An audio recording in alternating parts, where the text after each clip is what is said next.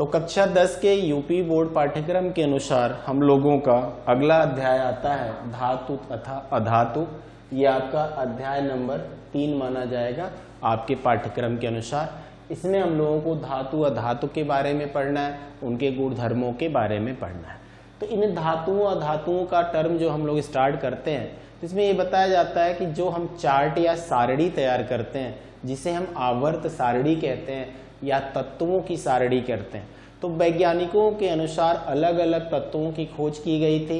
वैज्ञानिक उनके गुणधर्मों की व्याख्या करते थे और प्रत्येक तत्व के गुणधर्म की व्याख्या हमारे और आपके स्वयं के लिए संभव नहीं था, क्योंकि जिस वैज्ञानिक ने जिस तत्व की खोज की थी उसके गुणधर्म के बारे में तो उनको अच्छी तरह से जानकारी होती है, लेकिन हम लोगों को सारे वैज्ञानिकों के द्वारा आविष्कार या ढूंढे गए तत्वों की जानकारी लेनी है। तो प्रत्येक तत्व के गुणधर्म को जानना और उसके कंडीशन के अकॉर्डिंग प्रत्येक तत्व के गुणधर्म को जानना और उसकी कंडीशन के अकॉर्डिंग जो भी आपको बताना है, तो ये कह सकते हैं क्या कि तत्व जो होते हैं वो अपने रासायनिक और भौतिक गुणधर्मों के आधार पर एक दूसरे के साथ संबद्ध होते हैं। जैसे हमारा आपका एक परिवार होता है, हमारे घर में पिताजी हैं, माताजी, हमारे भाई बहन हैं, दादा हैं, दादी हैं। अलग रिलेशन में चले तो हमारे ननिहाल पक्ष की बात आती है, नाना नानी, मामा मामी, इस तरह से हमारे यहाँ भी रिलेशन होते हैं और उनका ग्रुप अलग अलग होता है। हमारे ही ग्रैंडफादर अगर 2 भाई होते हैं तो उनका फैमिली अगर सेपरेट होता है तो उनका परिवार अलग रहता है, हमारा परिवार अलग रहता है। तो इसी तरह प्रकृति में जो तत्व पाए जाते हैं उनकी कुल संख्या अब तक कितनी निर्धारित की गई है? 118 तत्व पाए जाते हैं। प्रकृति में कुल अब तक कितने तत्वों की खोज की गई है? 118 तत्वों की खोज की गई, जिसमें से लगभग 92 जो तत्व होते हैं वो धातुओं के रूप में होते हैं। किसके रूप में होते हैं? धातुओं के रूप में होते हैं। बाकी जो तत्व होते हैं वो अधातु होते हैं या उपधातु होते हैं। तो जितने भी तत्व प्रकृति में पाए जाते हैं, प्रत्येक तत्वों को उनके गुणधर्मों के आधार पर, उनके भौतिक और रासायनिक गुणधर्मों के आधार पर हम उनका विभाजन करते हैं और उनको हम एक क्रमबद्ध तरीके से एक चार्ट या सारणी में व्यवस्थित करते हैं। और उस चार्ट या सारणी को हम पहले तत्वों की सारणी कहते थे, जो अब के समय में हम उसे आवर्त सारणी के नाम से जानते हैं। तो जितने भी प्रकृति में तत्व पाए जाते थे उन सभी तत्वों को उनके गुणधर्मों के आधार पर उन्हें क्रमबद्ध तरीके से व्यवस्थित किया गया और एक चार्ट या सारणी बनाई गई, उसको हम तत्वों की आवर्त सारणी कहते हैं। इस सारणी में लगभग आपने बताया 118 तत्व ज्ञात थे, उनमें से लगभग 92 धातुएं होती हैं और अन्य सभी तत्व जो होते हैं आप माइनस कर लें, वो क्या हो जाएंगी? अधातुएं या उपधातुएं। तो जो आपके तत्व होते हैं वो मुख्य रूप से 3 भागों में निर्मित होते हैं। तत्व जिसे हम क्या कहते हैं? एलिमेंट कहते हैं। इसके 3 मुख्य भाग क्या होते हैं? एक होता है आपका धातु, जिसको आप मेटल कहते हैं। एक आपका होगा अधातु, जिसको आप नॉन मेटल कहते हैं, जिसको आप नॉन मेटल कहते हैं।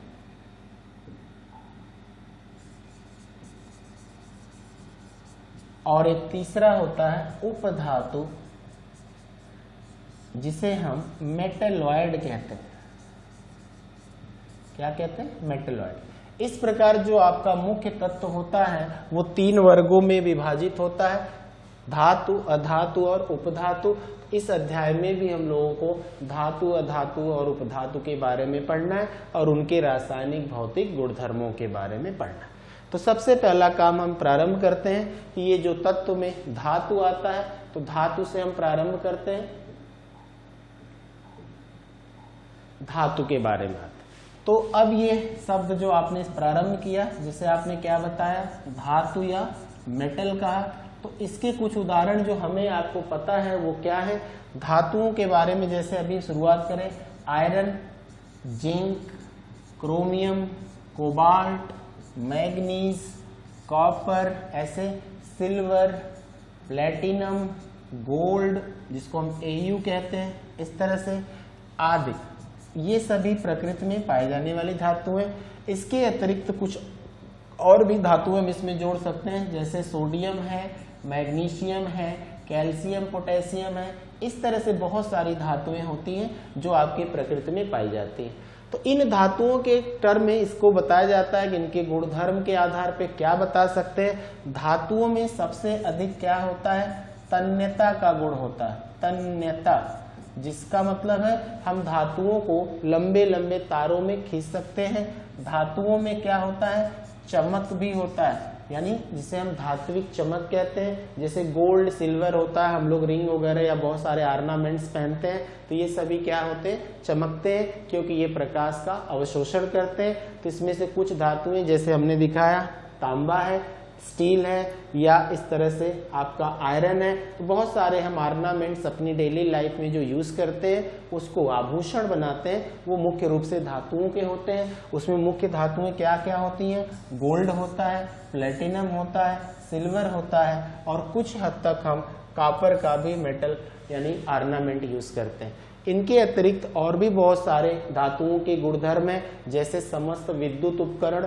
तो विद्युत उपकरण से आपको क्या याद आया कि धातुएं जो होती हैं वो ऊष्मा तथा विद्युत की क्या होती हैं, सुचालक होती हैं। धातुएं जो होती हैं वो ऊष्मा और विद्युत की सुचालक होती हैं। तो पहला गुण क्या है, तन्यता है। धातुओं में चमक पाई जाती है, जिसे धात्विक चमक कहते हैं। ऊष्मा और विद्युत की सुचालक होती हैं। इनमें एक चीज और होता है, अगर ये धातु का टुकड़ा है, इसको हमने किसी बेस पे रखा और इस धातु के टुकड़े को हम क्या करते हैं, हैमर्ड करते हैं, यानी हथौड़े से अगर पीटते हैं तो इस धातु के टुकड़े को हम क्या करते हैं, सीट में परिवर्तित कर सकते हैं। इस तरह से हम धातु को कहते हैं, ये आघात वर्धनीयता का गुण भी प्रदर्शित करती है। धातुएं किसका गुण प्रदर्शित करते हैं, आघात वर्धनीयता। जब इस पे आप चोट करते हैं तो ये सीट या चद्दरों में फैल जाती हैं। ये धातुएं जो होती हैं वो प्रकाश को अवशोषित करती हैं, प्रकाश का परावर्तन करती हैं, तो उसकी ऊष्मा को अवशोषित करके ये गर्म भी हो जाती हैं। तो कहने का मतलब ये है कि धातु वे तत्व होते हैं जिनमें आघात वर्धनीयता का गुण पाया जाता है, तन्यता का गुण पाया जाता है। वो प्रतिध्वनि उत्पन्न करते हैं। प्रतिध्वनि मतलब मंदिर का घंटा जैसे हम बजाते हैं, वो बहुत अधिक समय तक अपनी ध्वनि को छोड़ता है और बजता रहता है। मतलब एक बार उसको आप बजाते हैं घंटे को, तो आप देखते हैं बहुत अधिक देर तक उसकी ध्वनि सुनाई देती है। उसे प्रतिध्वनि या अंग्रेजी में सोनोरस टेंडेंसी कहते हैं। ये आघात वर्धनीय भी होती हैं धातुएं, यानी जब इनको हम पीटते हैं तो ये सीट या चद्दरों में फैल जाती हैं। धातुओं की निश्चित चमक भी होती है। ये धातुएं चमक क्यों उत्पन्न करती हैं, जब प्रकाश की किरणें धातु की सतह पर आती हैं तो उस धातु के सतह पर बहुत से अधिक मुक्त इलेक्ट्रॉन होते हैं। वो धातु के इलेक्ट्रॉन प्रकाश की किरणों का अवशोषण करते हैं। तो धातु की सतह पर अगर ये धातु की सतह हमने लिया और इसमें हमने इलेक्ट्रॉन को दिखाया, तो किसी भी स्रोत से अगर प्रकाश की किरण इस पे आती है तो ये प्रकाश की किरणों का परावर्तन भी करते हैं, उत्सर्जन भी करते हैं। तो ऐसे में क्या होता है, इलेक्ट्रॉन क्या करता है, वो धातु के इलेक्ट्रॉन प्रकाश की किरणों को अवशोषित कर लेते हैं और अवशोषण के पश्चात कुछ समय के बाद पूरे धातु पे वो इन किरणों का प्रकीर्णन करते हैं, यानी फैला देते हैं, और इससे धातुओं की चमक बढ़ जाती है। तो मुक्त इलेक्ट्रॉन के कारण ही धातुएं अपना धात्विक गुण प्रदर्शित करती हैं। धातु का सबसे प्रबल धात्विक गुण क्या होता है, इलेक्ट्रॉन का त्याग करना और धनायन बनाना।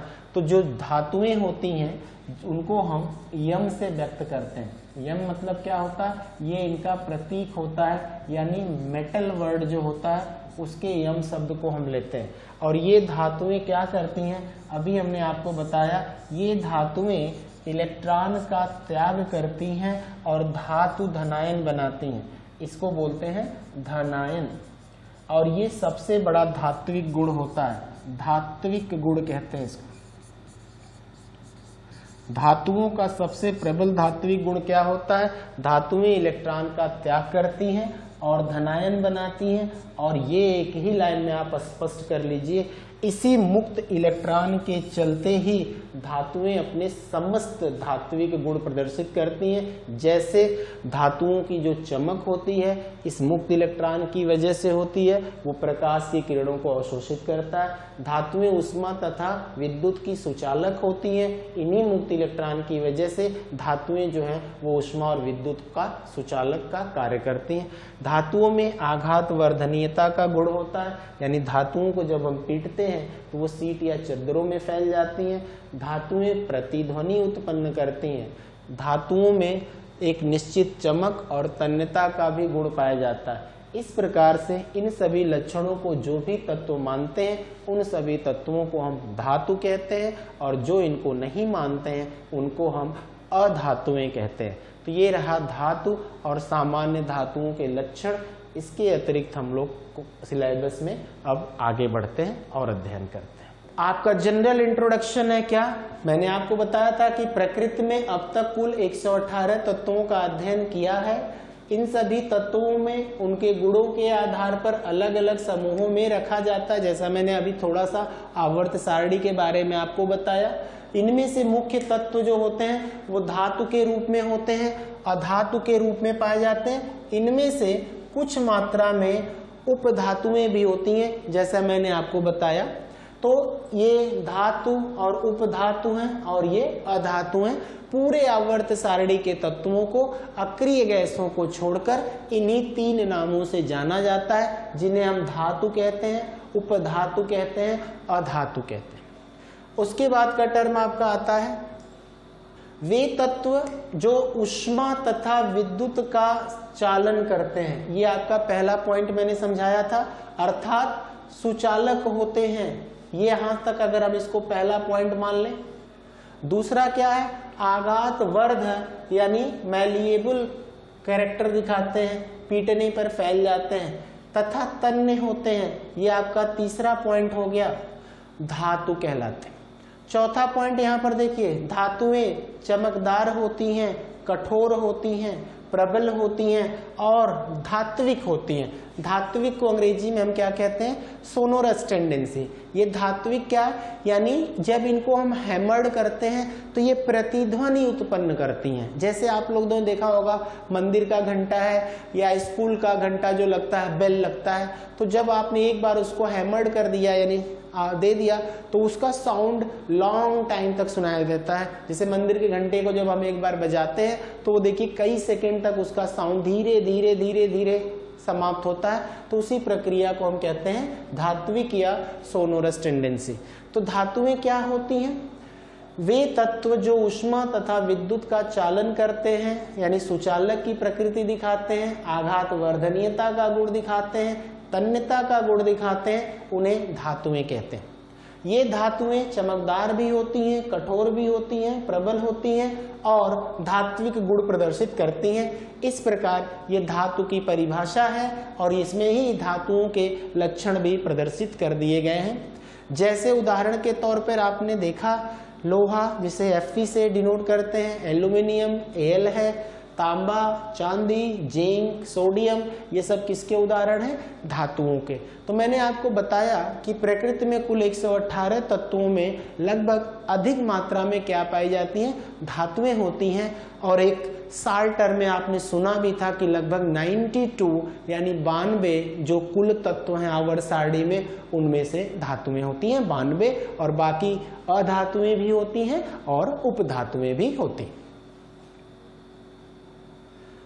अब टर्म है कि सभी ज्ञात तत्वों में अधिकतम धातुएं होती हैं। तो अधिकतम धातुओं में आपने सुना अभी कि कितनी धातुएं होती हैं? तो आपने बताया कि धातुओं की संख्या लगभग कितनी थी? 92। तो कुल तत्व कितने थे आपके आवर्त सारणी में? कुल तत्व थे 118, जिसमें से धातुओं की संख्या लगभग, ये कोई कंफर्मेशन नहीं है लेकिन एग्जैक्ट टर्म में ये बताया गया बहुत सारे टर्म बुक में कि 92 होती है। और शेष, तो शेष कितनी बची ये बताइए, शेष कितने बचे? इसमें से इसको माइनस करके देखा जाए, 8 में से 2 माइनस करें आप, 6 हो गया। यहाँ पर आइए, 11 में से 2 गया आपका, 9 गया आपका, तो ये हो गया 2। तो ये जो इतने बचे हैं 26, ये 26 दो कैटेगरी में आ जाएंगे। एक आ जाएगा क्या? अधातु का टर्म आ जाएगा और एक आ जाएगा किसका, उपधातु का टर्म। तो हम लोग बाद में इसका अध्ययन करेंगे, पहले हम धातुओं की बात करें तो सभी ज्ञात तत्वों में अधिकतम देखिए कितने 92 क्या है, धातुएं हैं। और इसमें एक नाम और आता है देखिए मरकरी। तो मरकरी का जो संकेत होता है उसको हम कहते हैं Hg, और इसको आपने एक शब्द और से सुना है क्या, पारा कहते हैं। मरकरी जो है वो धातु तो है लेकिन ये किस रूप में पाया जाता है, तो ये कहते हैं इस मरकरी जो है वो द्रव धातु होता है। यानी एक तरह से एक अपवाद है, क्योंकि धातुएं जो होती हैं वो ठोस के रूप में पाई जाती हैं और कठोर होती हैं, लेकिन मरकरी अपने गुणधर्म, अपने लक्षणों के आधार पर वो धातुओं के समान व्यवहार करती है। लेकिन मरकरी अपनी अवस्था के कारण धातुओं के साथ नहीं दिखती, क्योंकि धातुएं कठोर होती हैं और कठोरता का मतलब ठोस के रूप में होती हैं, जबकि आपकी मरकरी किस रूप में पाई जाती है, द्रव के रूप में पाई जाती है। आप थर्मामीटर देखे होंगे, थर्मामीटर की क्या क्वालिटी होती है, इसमें क्या भरा होता है, इस थर्मामीटर में जो होता है वो लिक्विड भरा होता है, और जिसको आप कहते हैं कि वो किसका लिक्विड होता है, वो पारा होता है। वो यहाँ तक बिल्कुल ब्लैंक कर दिया जाता है लाइक दिस। इस तरह से एक थर्मामीटर का टर्म है, इसमें बहुत सारे मार्क बने होते हैं लाइक दिस। इस थर्मामीटर में ये जो पारा होता है, इस पारे को जब हम हीट करते हैं तो फिर यहां से आप देख सकते हैं क्या कि ये रेड कलर की एक लाइन दिखाता है ऐसे हल्की सी, इस तरह से ये लाल रंग का एक लाइन दिखाता है इसमें। तो इससे पता चलता है कि हाँ हमको किस तरह किस लेवल पे फीवर है। तो पारा जो होता है वो पहले तो क्या होता है, अगर किसी लिक्विड में डाल दिया जाता है तो पहले तो ये नीचे की लेवल पे आता है ऐसे, फिर धीरे धीरे ये पारा ऊपर की तरफ चढ़ता है और एक डेफिनेट मार्क्स या जो निशान बने होते हैं उस पे आता है। तो मरकरी का ज्यादातर प्रयोग हम किस में करते हैं, पारे में देखते हैं। पारे के हिसाब से ये किस रूप में दिखता है, ये द्रव के रूप में। तो मरकरी ही एक ऐसा एक्सेप्शन केस होता है जो है तो धातु लेकिन किस रूप में पाया जाता है, द्रव के रूप में पाया जाता है। इस मरकरी को छोड़कर अन्य बाकी सारी जो धातुएं होती हैं वो ठोस के रूप में पाई जाती हैं और वो कठोर होती हैं। इनका गलनांक और क्वथनांक बहुत उच्च होता है। जो धातुएं बहुत कठोर होती हैं उनको बहुत अत्यधिक ताप देना पड़ता है, तब जाकर के वो पिघलती हैं और बाद में वो गलित धातु मॉल्टेन मेटल के रूप में पाई जाती हैं और उनके गलनांक और क्वथनांक बहुत उच्च होते हैं। तो ये रहा आपका धातु का टर्म कि सभी ज्ञात तत्वों में अधिकतम धातुएं होती हैं और मरकरी को छोड़कर, मरकरी क्या है आपको Hg मैंने बताया, इसे हिंदी में पारा भी कहते हैं। ये किस रूप में पाई जाती है, द्रव धातु के रूप में। क्यों धातु कहते हैं जब ये द्रव रूप में होती है, क्योंकि ये धात्विक लक्षण प्रदर्शित करती है और धात्विक लक्षण में बहुत सारे और भी गुण होते हैं इस द्रव अवस्था को छोड़कर। इसलिए है तो ये द्रव के रूप में लेकिन ये धातुओं के समान अपने गुण धर्म को प्रदर्शित करता है, इसलिए हम इसको धातु की कैटेगरी में लेते हैं। ये सभी धातुएं इलेक्ट्रॉन का त्याग करके धनायन बनाती हैं जिन्हें हम कर्नेल कहते हैं। ये आपका सबसे इंपॉर्टेंट लाइन है। अब इस लाइन को मैं आपको फिर से बताता हूं, बहुत ही अच्छा कॉन्सेप्ट है। क्या सभी धातुएं इलेक्ट्रॉन का त्याग करके धनायन बनाती हैं जिसे कर्नेल कहते हैं। हम आपको अपनी तरफ से एक लाइन में ये लिख करके बता दें, यह गुण धात्विक गुणों में सबसे महत्वपूर्ण गुण है। सभी धातुएं इलेक्ट्रॉन का त्याग करके धनायन बनाती हैं जिन्हें कर्नेल कहते हैं। एक नाम तो कर्नेल आया, ये मैं आपको बताऊंगा अभी क्या है। इस लाइन को मैंने ये बताया, फोकस किया क्या कि यह गुण धात्विक गुणों में सबसे महत्वपूर्ण गुण है, क्योंकि अगर कोई धातु यह कार्य नहीं करती, इलेक्ट्रॉन का त्याग करके धनायन नहीं बनाती, तो आप उसे धातु नहीं कह सकते। धातु का सबसे प्रबल धात्विक गुण यही होता है कि अगर आप धातु हैं, आपसे पूछा गया आप मेटल है, यस मेटल है, क्या कर सकते हैं सबसे पहला काम मेटल होने के लिए? आप बोलेंगे हम इलेक्ट्रॉन का त्याग करके धनायन बनाते हैं। और इसको केमिस्ट्री की लैंग्वेज में जानते हैं क्या बोला जाता है? केमिस्ट्री की लैंग्वेज में कहा जाता है धातुएं कहती हैं हम देते हैं, हम लेते नहीं। अब हम देते हैं, हम लेते नहीं, तो इसका मतलब क्या आता है? हम इलेक्ट्रॉन देते हैं, सबको देते हैं इलेक्ट्रॉन, जिसको जिसको जरूरत पड़ती है। हम किसी से इलेक्ट्रॉन नहीं लेते। हमेशा याद रखिएगा, ये पॉइंट बहुत ही इंपॉर्टेंट पॉइंट होता है धातुओं से संबंधित, और वही उनका मुख्य धात्विक गुण होता है। क्या? वो इलेक्ट्रॉन देती हैं, वो इलेक्ट्रॉन नहीं लेती। तो धातुएं इलेक्ट्रॉन का अगर त्याग करती हैं तो वो धनायन बनाती हैं। उसी धनायन को हम कर्नेल कहते हैं, यानी कर्नेल का दूसरा नाम क्या होगा? धातु धनायन। कर्नेल का दूसरा नाम क्या होता है? धातु धनायन। आइए देखते हैं, धातु को हमने किस सिंबल में लिया था? M। अब M धातु इलेक्ट्रॉन का त्याग करती है, कितने इलेक्ट्रॉन का? N इलेक्ट्रॉन का। तो N इलेक्ट्रॉन का त्याग करेगी तो उसके ऊपर N आवेश आएगा। अब आप इधर आ जाइए, इस कैटेगरी में हम इलेक्ट्रॉन को दिखाते हैं। इसी को हम कहते हैं धातु धनायन, या इसको कहते हैं कर्नेल। क्या कहते हैं? Kernel, KERNEL। वो कर्नेल जो आर्मी में होते हैं वो दूसरे होते हैं, ये कर्नेल है, ये धातु धनायन है। वो उसे भी आर्मी वाले भी बोलते हैं कि हम देते हैं लेते नहीं। तो ठीक उसी तरह ये भी हैं, ये भी कहते हैं कि हम देते हैं लेते नहीं। यहाँ क्या लेते नहीं, देते हैं सिर्फ इलेक्ट्रॉन। यहाँ N क्या है? यहाँ N जो है वो इलेक्ट्रॉन की संख्या है। N क्या है? इलेक्ट्रॉन की संख्या है। अब इधर हम कुछ उदाहरण आपको बताते हैं कि कैसे हम ये बता सकते हैं कि धातु धनायन का निर्माण होता है। तो चलिए हम आपको बताते हैं धातु धनायन में सबसे पहला काम देखिए, हमने लिया आयरन। अब ये Fe ने अपने ऊपर 2 धनावेश दिखाया, इसका मतलब इसने 2 इलेक्ट्रॉन का त्याग किया। इस Fe में एक और लक्षण भी पाया जाता है, ये भी नॉलेज में आपको रखना होगा।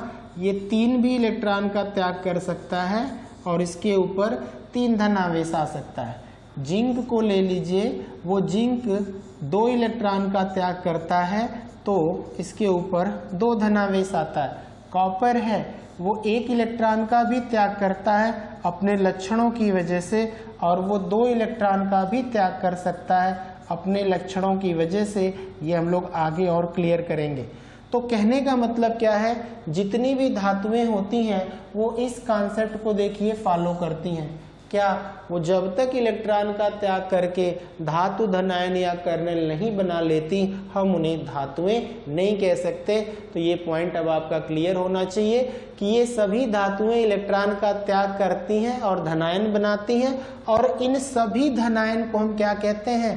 कर्नेल कहते हैं। ये याद रखिए, ये देखिए धातु धनायन या कर्नेल, इधर जितनी भी है वो क्या है? ये सभी की सभी धातुएं हैं। क्लियर? और इधर जो इनके ये लोग बने हुए हैं, ये इनके क्या है? कर्नेल हैं। कर्नेल का दूसरा नाम क्या है? धातु धनायन। तो कहने का मतलब यही होता है कि धातुओं का सबसे प्रबल गुण होता है इलेक्ट्रॉन का त्याग करती हैं। देखिए बहुत सारी धातुएं हैं, ये अपनी संयोजकता के आधार पर इलेक्ट्रॉनों का त्याग करती हैं और ये धातु धनायन बनाती हैं।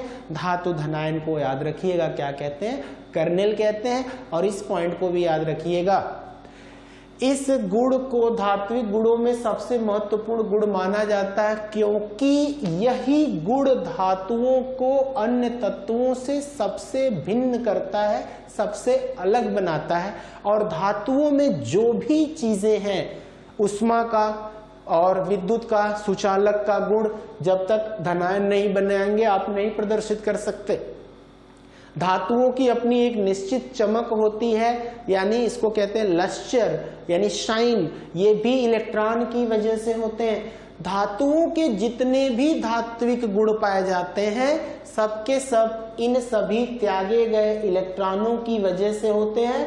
अगर ये धातुएं इलेक्ट्रॉन का त्याग नहीं करेंगी तो ये अपना कोई भी धात्विक गुण प्रदर्शित नहीं कर सकती हैं। ये पॉइंट सबसे इंपॉर्टेंट था।